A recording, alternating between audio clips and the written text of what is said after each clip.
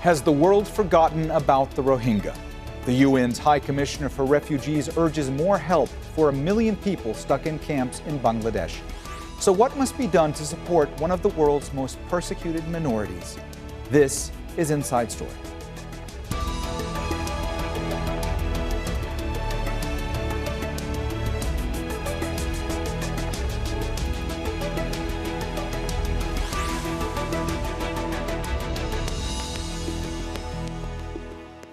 Hello and welcome to the program. I'm Mohammed Jamjoom.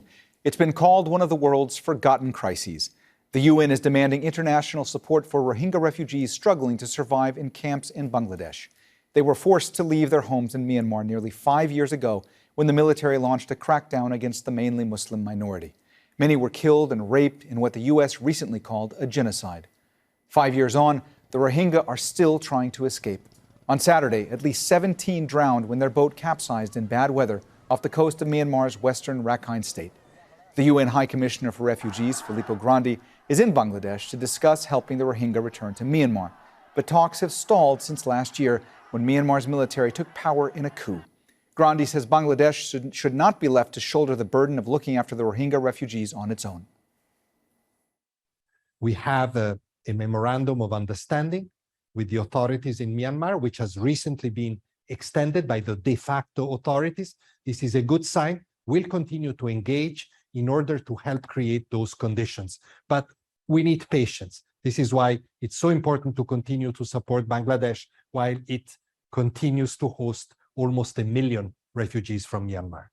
Well, I'm here in Bangladesh also to highlight that in spite of the enormous attention and resources that understandably and rightly are put into the response to the Ukraine crisis. And before that, you remember, we spoke about Afghanistan for months, that in spite of that, those other crises that are frankly off the radar screen and off most of the news, they must not be forgotten. There's 1 million people in those camps. And that's a lot of people. And there's 100 million refugees and displaced. We have passed that awful mark for the first time since we are recording these figures just a few days ago. And all these crises, be they here in Asia, in Africa, in the Middle East, in Latin America, they have to have also attention. They cannot be forgotten because people suffer anywhere because of humanitarian crisis, whether they're Ukrainians or other nationalities, and we cannot let this go. All right, let's remind you of how this crisis unfolded. Myanmar's crackdown began in 2017 in what UN investigators called genocidal intent. More than 1 million people were forced to flee to Bangladesh. In 2018, Myanmar and Bangladeshi officials promised to begin safe, voluntary repatriations, but nothing has happened yet. In 2020, Bangladesh began moving people to the island of Bhasan Char as a way to deal with overcrowding in the camps.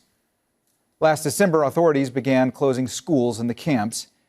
And in January, repatriation talks resumed, but many Rohingya say it's still not safe to go back.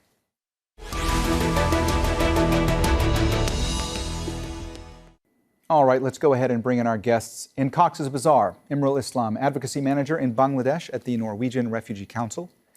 In Vancouver, Yasmin Ullah, a Rohingya social justice activist. And in Schleswig, Germany, Ambia Perveen, Chairperson of the European Rohingya Council. A warm welcome to you all, and thank you so much for joining us today on Inside Story. Yasmin, let me start with you today. You and I have had a version of this discussion many times in the past. You work very hard to try to raise awareness with regard to the plight of Rohingya. From your perspective, has the world forgotten about the Rohingya? I believe the world didn't care in the first place. I think that there is a misnomer and a lot of misplacement of prioritization when it comes to Rohingya lives. And the exodus have now lived in the camps for almost 5 years. This is the 5th year. We still haven't figured out a way to treat Rohingya refugees with kindness and humanities that they actually deserve. Education is still an issue that is so contested within Bangladesh on whether or not a 12-year-old could further, pursue their educational goals.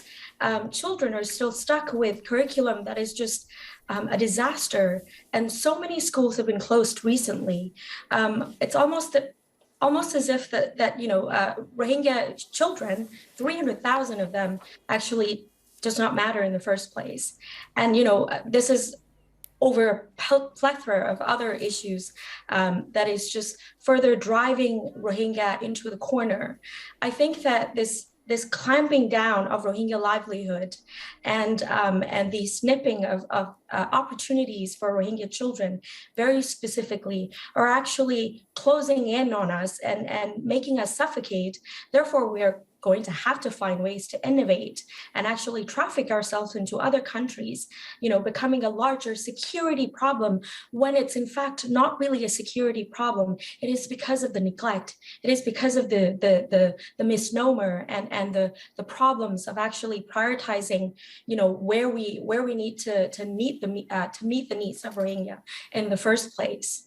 Ambia, Yasmin just brought up a very important issue, and that involves education and what a struggle it's been for Rohingya refugee children to be able to be in classrooms, whether in Bangladesh or even in Myanmar. One time I was in the camps in Cox's Bazar, I was interviewing Rohingya refugee children who were telling me that the education crisis went back even before the current crisis, that when they were in Myanmar and Rakhine State, that they couldn't attend schools, that members of the military would not let them get to the schools they were supposed to go to. Last December in Bangladesh, authorities began closing schools in the camps in Cox's Bazar. How much does that worry you? How big of a crisis is this?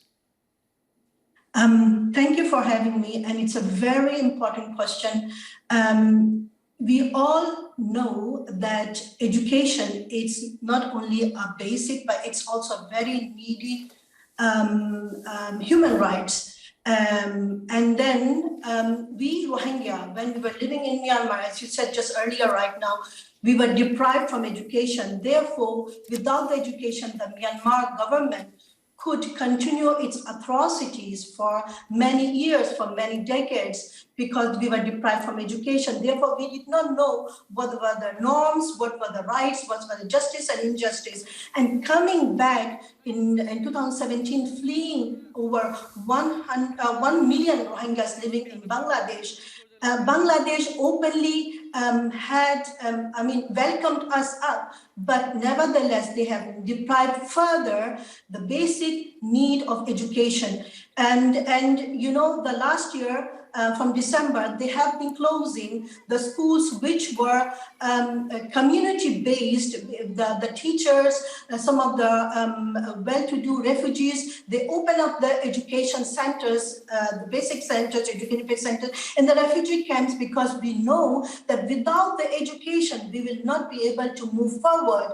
Without the education, we will not get our rights. Without the education, we will not be able to get our accountabilities. Mm-hmm. And therefore, these people were, deprived from the education. And we should not forget that in this refugee camp, there are 60% are children, out of which 10,000 are youth who are waiting, who should be going to the universities and attending schools. Mm-hmm. And when you when they started closing the schools, we have to know that there will be a very dangerous impacts on these closing the school, not getting the education. Our youth will be engaged to the criminals, to the terrorism, to the other issues, which might not only become the local threat to the Bangladesh, but also the regional and the global. So education, as we said, it's a main and the needy human rights which should be provided to us, and providing us the other basic necessities. It's important. Mm-hmm. But how we will be enjoying our education? But how we will be enjoying our rights when we go back to our country? Imrul, I want to get your perspective on this too. Your group, the Norwegian Refugee Council, there was a statement from them a few months back. It said that since Rohingya are not legally recognized as refugees in Bangladesh, they cannot attend traditional schools. Formal education remains unreachable for many of the 450,000 Rohingya children and young people in the camps. So let me ask you, from your perspective, what options do Rohingya children have right now? Thank you so much for having me, and it's an honor to be part of this panel. I want to focus on the slightly bigger picture here as well, and talk a little bit about regional responsibility, right? Because when you look at the Rohingya community and you look at the states in the region, you will see Rohingya being turned away, incarcerated, exploited, and forcibly repatriated in one country after another. And you will see, as we saw only this week, drownings and deaths at sea as refugees look for refuge. So when you tell me where do refugees turn, it's not a pretty picture, right? Because you're leaving a community with very little guardrails. But the responsibility for refugees is regional and it's global. If you look at the funding right now, if you look at the response, the joint response plan as of today is 13% funded. That comes out to about 30 cents per refugee per day. We are at the end of May preparing for a long summer of storms and the monsoon season. If you look at where that funding cut has gone to, it's all been protection programming. Protection programming of some of our partners have been slashed in half. These are programs targeted at survivors of abuse, at children, at refugees with disabilities. So it's targeting the most vulnerable of an already vulnerable community at a time when COVID and extreme weather events have already left a trail of destruction and dread. So you don't have a pretty picture in Cox's Bazar. You have what is not a tenable situation at all, and it requires a lot of political will that is not forthcoming, sadly. Imrul, let me just follow up with you for a second too. Filippo Grandi, the UN High Commissioner for Refugees, he's been in Bangladesh. He's been touring the camps and meeting with refugees. He's urging more help for 1 million people stuck in camps in Bangladesh. From your point of view, what are some immediate steps that could be taken that could alleviate some of the suffering, that could make the situation just a little bit less dire for one of the most persecuted minorities in the world? I think the interventions need to be political, to be very honest, because humanitarians cannot solve political crisis. We can advocate for it. We can privately engage regional leaders, right? But it is honestly an atrocious indictment of regional leaders that an entire people and an entire community are unwanted everywhere, as Yasmin said. And honestly, we urge and we beseech regional leaders to gather the political courage and to end a political ping pong with human lives. That, I think, is what is required. In the interim, you have deprivation and dispossession in the camps, and that will require engaging refugees in the decisions that define their lives. That will take community engagement, that will take accountability to the affected communities we work with and for.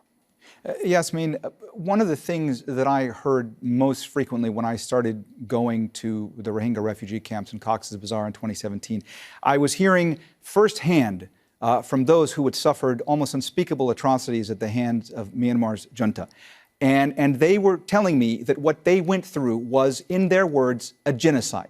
Now, it took a while longer before you had, UN investigators say that they believe that atrocities were carried out with genocidal intent. It took longer for certain governments to designate what happened as a genocide. Just in March, the United States declared Myanmar's mass killing of the Rohingya to be a genocide. I want to ask you, how significant was it that designation was made by the U.S., and is that going to change anything when it comes to trying to get justice for those who suffered so much? If we talk about the most heinous crimes that humans ever, commit or humans ever come across, it is genocide. And it's important to actually validate victims and survivors in the camps and tell them that actually what you've gone through truly is a genocide. It's the most heinous of crimes that humans ever have seen. And at the same time, governments are actually willing, very specifically the US government and my own government, Canadian government, are making a commitment in that sense that they're willing to actually meet the threshold of what it is that is their responsibility. They need to, they need to be able to actually uphold those responsibilities and actually protect these population, and at the same time furthering, the goals of rehabilitation. However, I have seen that the words and the gestures are made, especially on the humanitarian grounds, but it is not done, as Imrul has implied. It is not done actually in good faith.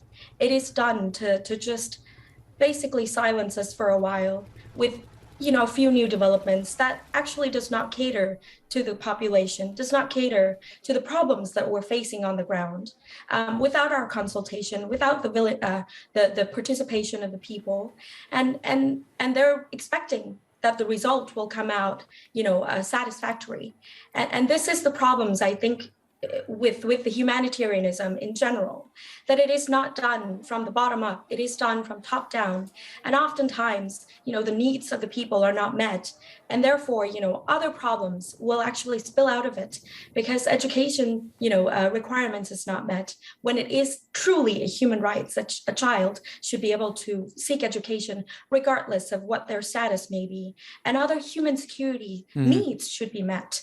And these are just, problems of neglect and problems of ignorance when it comes to people who are actually working with the Rohingya people in the first place. There is so much more that our people are willing and capable of doing. We've managed to survive this genocide for 70 years. We could survive for longer, as long as we need to survive. But the international community needs to do its part to give us a tool to actually survive on our own. We are going to run into problems of dried up funds from the international aid. But our people have been able to manage to survive on their own sufficiently because we know how to farm, we know how to fish, we know how to actually be crafty and use what we have around us. Why not actually amplify those abilities? Why not amplify those skills in the camps, regardless of how much you want to securitize the camps? Just give us those few abilities to actually contribute to the society so that when we actually do truly go back, we are not just helpless groups of people, and we can truly reintegrate right away and become a valued members of the society. Ambia, we talk a lot about the situation for Rohingya refugees, especially the ones who are in the camps in Bangladesh. I want to ask you, though, what's the situation like currently for the Rohingya who are still in Myanmar, who are in Rakhine State? What is life like for them? We have very often contacts and with the ground, and especially most of my beloved relatives are still living in Rakhine State. The situation is deteriorating. Before there was an interest of the international community finding out and engaging with the Myanmar government and with the civil government to find out, to help and all those stuff. But recently, after the coup occurred and the recent crisis in the war between the Russia and the Ukraine, our people have been forgotten already. And especially in the Rakhine State, people are still going through the atrocities, which is not brought up in the medias, and the provisional measures which was ruled or which were requested by the ICJ, and still these atrocities are going on.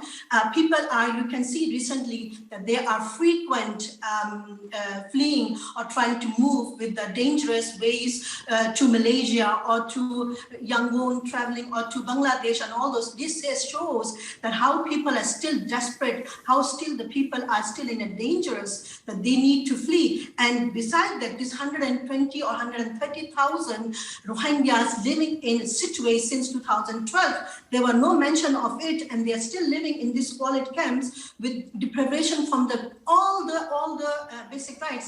There is a restriction of movement. There is no enough food. There is not enough water. There is not enough health measures. There, so the situation is really deteriorating. But social media. We are unable to bring on the social media, and especially the world is engaged with other issues. And unfortunately, Rohingyas are forgotten, though we have moved up very quite forward with the accountabilities, with the ICJ, which we are going to take time, with the ICC, with the other jurisdiction, and the US declaring as it might, it's a genocide, and the Canadian and the Netherlands, but still there is more to do. And the Rohingyas who are living in around 1 million in the refugee camp, it is so important for them to give them hope, to maintain their mental hygiene, to give them other basic rights, and especially the youth. But these have been deprived, and it is very important for the international community. The COVID will come, the monsoon in Bangladesh will come, the other crisis will come. There will be maybe the Russia, the Ukrainian conflict will go further, but that does not mean that the Rohingyas should be forgotten. Please, we already became a chronic plight to the Asian countries. Do not turn us like the Palestinians. Do not turn us up like the Kashmiris. These are the vulnerable people. Every day, our people are flying and taking the dangerous ways. We are losing the life, and we are, after all, only 4 million people worldwide, and only around 450 to 500 are left over in the country. Imrul, I saw you nodding along to a lot of what Ambia was just saying there, and I want to actually get you to describe for our viewers a little bit of what life is like in the camps right now. I mean, I spent a lot of time reporting from those camps in Cox's Bazar. To this day, it's still hard for me to try to describe just how dire the situation was, what I witnessed, and that was several years ago. Give us a snapshot of what life is like, and what are the day-to-day challenges for the refugees?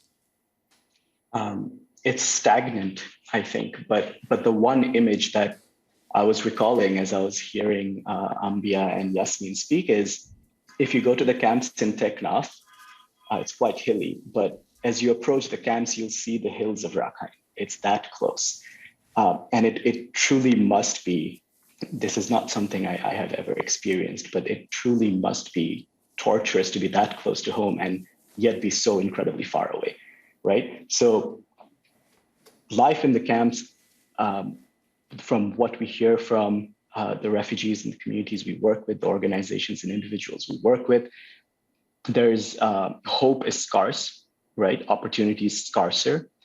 Look, the Rohingya want the same things you and me want and everyone else wants, right? They want a future for themselves and a future for their children. They just want a fair shot.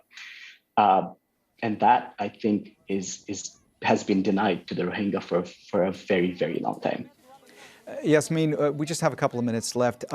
As somebody who is always trying to ensure that the Rohingya get the attention that they deserve and that they get the justice that they deserve, how do you keep going? How do you keep that hope alive when you see that the international community continues to look away, when you see that it seems to get harder and harder for the plight of the Rohingya to stay in the headlines, to be written about, to be reported on? What do you do in order to keep that fire going and to try to ensure that those stories are still told? I know that my people have been strong, capable, resilient, and they are willing to actually put up a fight, to actually continue to live, survive, and contribute to this world. There are so many Rohingya diaspora, like Dr. Ambia and many of my colleagues, who have the opportunity on the outside, working hard to actually ensure that our people's voices are heard and amplify them. These are the group of people who should actually become examples of what is possible for Rohingya refugees and for those who are actually stuck in precarious conditions around the world before they resettle, that these are the people who are actually able to do things. They're now contributing members of the society around the world. They're doing so much work for their own community and the communities around them. This is the group of people we need to actually look at as inspiration on how to treat Rohingya, on how to actually open up doors for us. Now, I hold dear my community in our capacity, in our work to actually continue to survive, but also we have rich histories. We're actually not destitute people. We don't look like this. We don't always constantly ask for the world to help us. We're only asking for initial funds, initial tools to actually get us going. We are capable, more than capable, of doing this work ourselves. You just have to listen to us on what we actually need in order for you to do, in order for us to actually be uplifted enough to continue to support ourselves in the long term. Well, I certainly wish we could keep the conversation going, but we have run out of time, so we're going to have to leave it there. Thanks so much to all of our guests, Imrul Islam, Yasmin, Ullah, and Ambia, Perveen.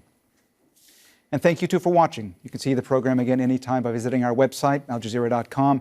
And for further discussion, go to our Facebook page. That's facebook.com/AJ Inside Story. You can also join the conversation on Twitter. Our handle is @AJ Inside Story. For me, Mohammed Jamjoom, and the whole team here in Doha, bye for now.